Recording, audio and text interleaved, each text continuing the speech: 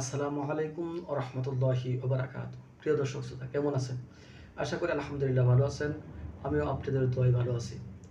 তো আজকে আপনাদের সম্মুখে যে বিষয়টি নিয়ে কথা বলবো তা হচ্ছে কবে খুলছে মরিচ চাষের ভিসা। অনেকেই মরিচ চাষের জন্য অপেক্ষা করছেন। মরিচ চাষ কবে খুলবে এই অপেক্ষায় অনেকেই দিন কাটাচ্ছেন। এখন হঠাৎ করেই আবার শোনা যাচ্ছে যে মরিচ চাষের ভিসা খোলা হচ্ছে। এই সম্পর্কে আমি বলতে চাই যে দেখেন, মরিচাষ কিছুদিন আগে নির্বাচন হয়েছে। এখন নির্বাচিত হওয়ার পরে নির্বাচিত সরকার হয়েছে। নির্বাচন হওয়ার পরে নির্বাচিত হওয়ার পরে দেশ একটু ঠিকঠাক হইতে একটু সময় লাগে।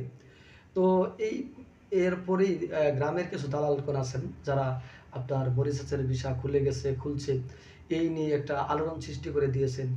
আর সবার কাছ থেকে বই নিচ্ছেন, টাকা জমা নিচ্ছেন যে মরিচাষের ভিসা খোলা হওয়ার সাথে সাথেই আপনাকে প্রথম ফ্লাইটে পাঠিয়ে দিব। এই ধরনের কিছু অবস্থা গ্রামে শুরু হয়ে গেছে।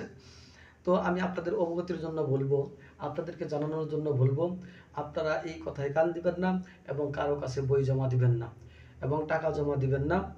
আপনারা মরিচাষ যখন খুলবে অবশ্যই তখন অফিসে যোগাযোগ করবেন। যদি যোগাযোগ করেন আশা করি আলহামদুলিল্লাহ খুব স্বল্প মূল্যে আপনারা মরিচাষে ঢুকতে পারবেন। এবং মরিচাষ ঢুকার এখনও কোনো নির্দিষ্ট সংবাদ আসে নাই, নির্দিষ্ট কোনো সংবাদ প্রচার হয় নাই।